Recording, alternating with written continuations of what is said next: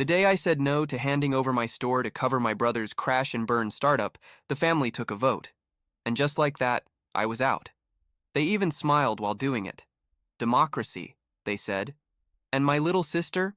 She just stood there like furniture, silent, not even blinking.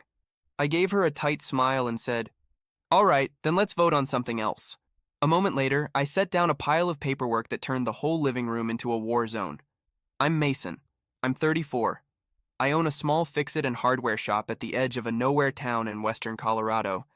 It's not much, some battered shelves lined with screws, drills, paint, and parts. But it's mine. Every splintered board and crooked aisle came from my own two hands. I scraped this place into existence 8 years ago with the last of my savings, right after my father told me I'd never pull anything off. Ever since I was a teenager, I've been the guy they called crawling under mom's sink with a wrench at midnight, hauling Riley's beat-up Honda to the shop when it stalled in the middle of nowhere, dragging my cousins out of bar fights that started over a dirty look. I used to think that's what it meant to be family, showing up no matter what, and I did, over and over again, even when no one showed up for me. Then there's my brother, Chase, the family's pride project. Picture-perfect grades, a shiny degree, the kind of guy who got applause just for existing. He could announce he'd learned how to boil water, and my mom would throw a party. Me? I was the wallpaper. Steady, useful, replaceable. That shop of mine. It was the one thing that proved I wasn't invisible. I had built something real. Then last year, that pride got torn in half. Chase had been hyping his startup for years. Some high-tech home security contraption that was supposed to change the game. In reality, it was overpriced junk backed by big promises and no plan.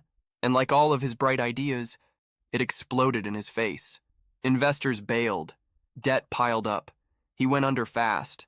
I figured he'd land on his feet somehow. He always did.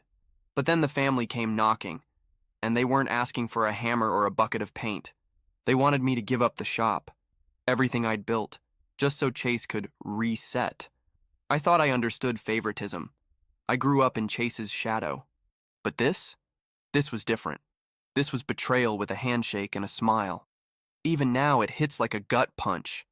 I used to think blood meant something, that no matter how far you drifted, family pulled you back. I was wrong. Let me back up.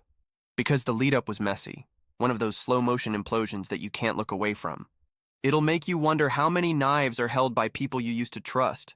Chase's company tanked about 6 months ago. No surprise there. He'd been running his mouth about this revolutionary security system for years, the kind that'd make people throw money at him. For a while, it seemed to work. Until it didn't. Next thing he knows, he's staring at a $75,000 crater. One evening, just as I was flipping the closed sign at the front of the store, he walks in like he owns the place. Same relaxed smirk, like nothing in the world's wrong. "Mace, my man," he said, leaning against the counter like we were catching up over beer. "Need a little help. Just a quick 20 grand to tide me over. Short term. You know I'll pay it back." The fluorescent lights buzzed overhead. I just looked at him. Deadpan. My store barely makes enough to keep the lights on, and he damn well knows it. "Chase, I'm not your bank," I said. "I've seen your pitch decks. None of them ever pan out. I'm not putting my neck on the chopping block." He shrugged and walked out like it was nothing. Didn't argue, didn't beg. Just smiled and left, which almost made me feel bad. Almost. Then the phone rang later that night. It was Mom. Her voice trembled, like she'd been crying for hours. "Mason, your brother's in trouble. He's falling apart. You're the only one who can help. Please, think about it." That old guilt kicked in. The one I learned young, where Chase won trophies and I got polite claps for not screwing up. But I didn't budge. "I've got bills too, Mom," I said. "He got himself into this. He can get himself out." She sighed, slow, long, and heavy, like I'd failed a test I didn't know I was taking. Then she hung up. I figured that would be the end of it. I was wrong. The next morning, I went for my usual coffee at Kelly's Diner. Same spot I've been going since the store opened. I wasn't 2 sips into my mug when old Rick, who's been fixing tractors since I was in diapers, waved me over. "Heard you're sitting on a gold mine and won't lift a finger for your brother," he said, raising a bushy eyebrow. I damn near choked. What are you talking about? Rick leaned in like he was passing along classified info. Chase came through yesterday, said you've got money tucked away and you're just letting him sink. But you refuse to lift a finger for him. Said it's a damn shame. Family turning their backs like that. My grip on the mug tightened. Fury simmered in my gut. Chase was out there spinning lies, casting me as the villain to win sympathy points. I forced a dry laugh and told Rick not to believe a word, but the gossip wheel had already started grinding. By noon, 2 of my regular customers had canceled their orders. No explanation, just curt phone calls. Chase had kicked off a full-blown smear campaign, and I was caught in the blast. Driving home that evening, my hands white-knuckled on the steering wheel, I kept seeing that smug grin of his. For years, he'd used that charm to dodge consequences and pass the buck. Now, he was dragging me down just to keep his own head above water. I couldn't stop replaying my mother's emotional plea. And Rick's words? They echoed in my skull until my temples ached. I'd spent my life trying to prove I was more than just some extra in Chase's story. And here he was, torching my name to save himself. Part of me wanted to call him, confront him, force him to explain. But I already knew how it'd go. Smooth words, empty promises, and that voice he uses when he wants something. Instead, I sat in my truck outside the shop, staring up at the old sign, Mason's Tools, and something inside me snapped. This wasn't about money anymore. Chase would burn me to the ground if it meant one more shot for him, and something told me the family would hand him the matches. Sure enough, a week after his visit, my phone lit up with a call from Dad. No hello. No how are you. Just, get over here, we need to talk. That night, I pulled into the driveway and instantly felt sick. The place was packed. Mom's car, Riley's beat-up Toyota, Uncle Greg's ancient truck. My stomach dropped. Inside, they were all there, huddled around the old plaid couch and sagging chairs like some kind of tribunal. No sign of Chase, naturally. Probably off rehearsing his next big pitch. Dad stood at the fireplace, arms folded. He didn't waste time. Chase is drowning in debt, Mason. We've talked it over. You need to sell your shop. It's not that big a deal. Just like that, my entire livelihood reduced to a small thing. I swallowed back the heat rising in my chest. Mom twisted a dish towel in her hands, just like she always does when she's anxious. You've always helped this family, Mason, she said, her voice almost sweet. Chase is in a dark place. This is what families do. We lift each other up. But there was steel in her tone, like my agreement was already assumed. I finally found my voice. That store isn't a donation box. It's how I survive. Chase made his bed. Why is it on me to fix it? Dad's jaw tightened. Because he has potential. You're steady, sure. But Chase, he could do something real with another chance. That word, steady, landed like a slap. 8 years of sweat, sacrifice, and grit, and I was just the reliable workhorse. Chase was still their prized stallion. Then Riley jumped in, too casual. It's not like you're chained to that store, Mason. You could always start fresh. Like she was suggesting I try a new brand of cereal, not asking me to walk away from everything I built. Uncle Greg chimed in, voice flat. Gotta do what's best for the family's future. Kid, Chase takes priority. Then Mom again, softly but with finality. Just imagine what he could accomplish if we gave him another chance. The tension in that room was suffocating, like the air itself wanted to explode. And I did. So I'm supposed to burn down my life because Chase can't stop screwing up? I've been here for all of you, over and over, and that's still not enough? Dad's voice dropped to a warning tone. Don't make this harder than it needs to be. We're asking, not begging. Right. Asking, with the subtlety of a loaded gun. I grabbed my coat. I'm not selling, I said again. Mom called after me, but I didn't look back. My chest was heavy as I drove home. Rage, heartbreak, betrayal, they all mixed into one ugly knot. They'd made their choice, and it wasn't me. But I should have known that wasn't the end. A few days later, a text buzzed on my phone. Family meeting. Tonight at 7. Be there. No greeting. No context, no please. I almost ignored it, but some stupid part of me hoped they'd come to their senses. Maybe they'd finally seen what Chase really was. I was wrong. Same scene. Dad at the fireplace. Mom twisting that damn towel. Riley staring at the floor. Uncle Greg tapping his fingers like he had better places to be. Except this time, they were all smiling, too brightly, too rehearsed. Then Dad said sharply, "Mason, you refuse to sell, so we're left with one option. Chase still needs help, so we're taking a family vote. If you won't cooperate, you're not part of this family anymore. Majority rules." My stomach dropped. A vote to cut me out. I let out a bitter laugh. "You're actually serious?" My mother nodded, now eerily calm. "It's only fair. We can't just watch Chase sink." One by one, hands went up. Dad, Mom, Uncle Greg. I turned to Riley, desperate. My sister, who'd crashed on my couch, borrowed my car, cried into my shoulder more times than I could count. "Riley?" I asked, voice cracking. She stared at the rug. "I'm sorry," she said softly, raising her hand. 4-0. My dad gave a cold shrug. "That's it. You're out." The world tilted. 8 years of showing up for them, erased in seconds by a vote. My pulse roared in my ears, but I kept my voice steady. "Fine. Then let's vote on this." I reached into my jacket and pulled out my lease, signed solely under my name, and a typed notice legally severing all financial ties between me and them. "I vote I keep what's mine," I said, letting the papers drop onto the coffee table. Their smugness evaporated. Dad's face turned crimson. "What the hell is this?" he barked. Mom gasped. "Mason, you can't just—" I cut her off. "You made it a numbers game. Now I'm playing by your rules." Uncle Greg lunged for the documents, but I snatched them back. Riley's eyes were wide, like she finally understood just how deep into this mess she'd helped them fall. And then the front door burst open.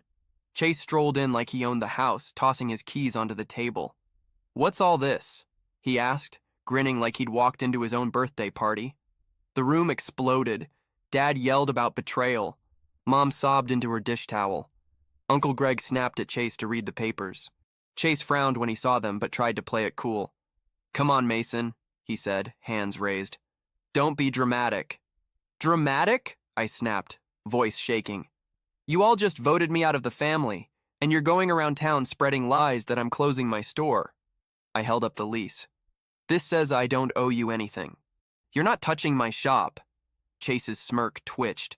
Dad slammed his fist on the mantel, screaming about how selfish I was. Mom sobbed harder. I grabbed my keys and walked out, didn't look back. I'd seen who they really were. The next day, I opened up as usual, but something felt wrong. The bell above the door stayed silent. Even Mrs. Brooks, who always stopped in for garden supplies, didn't show. By noon, my supplier Walt called. "Mason, are you shutting down or something? Word is you're done. Chase was running his mouth at the tavern last night, telling folks you've already sold the shop." My teeth clenched so tight I thought I might break one. Chase's lies weren't just rumors now. They were draining my business dry. That's when Riley showed up, pale and shaking. "Mason, I need to tell you something," she whispered, voice barely holding steady.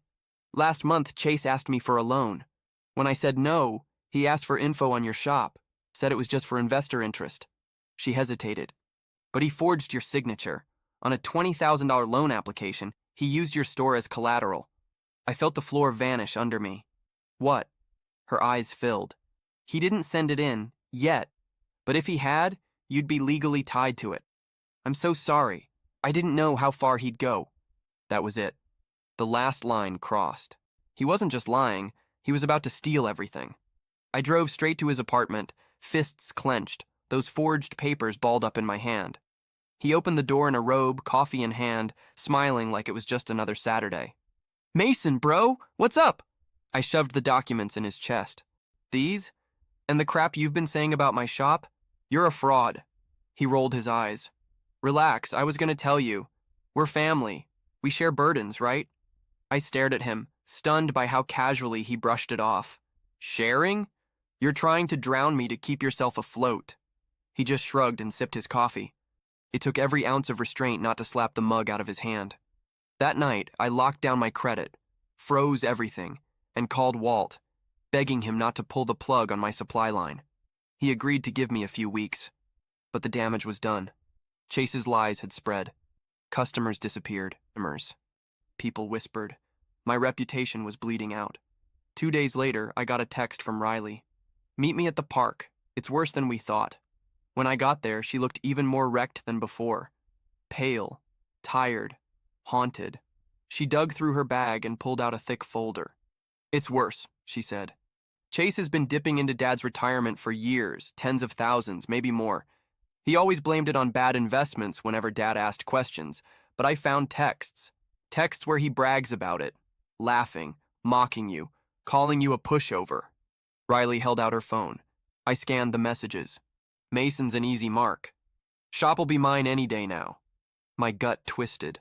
All those years I'd been cleaning up his messes, thinking I was helping family, and behind my back, I was the joke. Riley lowered her head. I voted against you, Mason. I really messed up. But after seeing what he said about you, I couldn't stay quiet. Sunday came. Mom insisted I come for dinner. I didn't go for the food. I went because I needed to watch them face what they'd been protecting. The table was laid out like nothing ever happened. Roast chicken, mashed potatoes, buttered rolls. Dad carved meat in silence. Uncle Greg picked at the label on his beer. Riley kept her eyes on her plate. And Chase, of course, was late again. I couldn't wait any longer. I stood, pulled out the folder Riley had given me, and laid it on the table. He's been stealing from Dad, for years. It wasn't just a loan he wanted. He's been draining you all dry. Mom's fork froze midair. Dad snatched the folder, flipping through the documents, hands trembling. Uncle Greg went stiff. That's when Chase strolled in, sniffing the air. Damn, smells good. What's the occasion? He paused when he saw the folder. What's this? Mom's voice shook. Mason says you've been stealing from us. Chase laughed. He's twisting things. You know how he gets. But Riley was already on her feet. I saw the messages, Chase. I know everything. Dad turned red as he read line after line, his hands beginning to shake. Mom was crying now, silently. Chase, how could you? I didn't raise my voice. I just stood there and let them see him. Finally, for who he really was. After a pause, I spoke. You voted me out so he could keep bleeding you dry. Dad set the papers down, his voice weak. Family doesn't air dirty laundry like this, Mason. You crossed a line. I locked eyes with him. You crossed it first, the day you voted me out. Chase looked cornered. It's not what it looks like. You're all overreacting. But Uncle Greg grabbed his arm. Sit down, he snapped. I turned back to Dad. He's got leverage on you, doesn't he? That's why you've been covering for him. Dad looked like he'd swallowed broken glass. He said nothing. Chase, smug again, looked between us. Go ahead, Dad. Tell him, Dad whispered. I had some gambling debts years ago. Chase bailed me out, kept it quiet, kept the police out of it. I owed him. Mom gasped. Paul, how could you keep that from us? He didn't answer. He just looked smaller than I'd ever seen him. Chase leaned back like he'd won again. I pulled out one more paper, a legal notice. This is done. You're all officially cut off. No more money. No more pretending we're one big happy family. You don't get to bleed me dry anymore. Chase sneered. You don't have the guts. I stared him down. Try me. Dad stood, voice cracking. You'd really shut us out forever? You shut me out first, I said. Chase lunged toward me, fists balled, grabbing my shirt. You think you're better than us? I shoved him hard. No, I just refuse to let you destroy me. Riley stepped in, crying. Stop, please. I held up my hand to her. I'm casting my vote. I'm done. You can keep your majority. Dad opened his mouth to speak, but nothing came out. Mom whispered, we're still family. It didn't even sound convincing. I grabbed my jacket, turned for the door. You'll regret this, Chase shouted behind me. But I didn't look back. They knew the truth now. And that was enough. 1 month later, I'm back to routine. Mornings in the shop, sweeping sawdust, fixing what's broken. Chase disappeared the day after I dropped the truth on the table.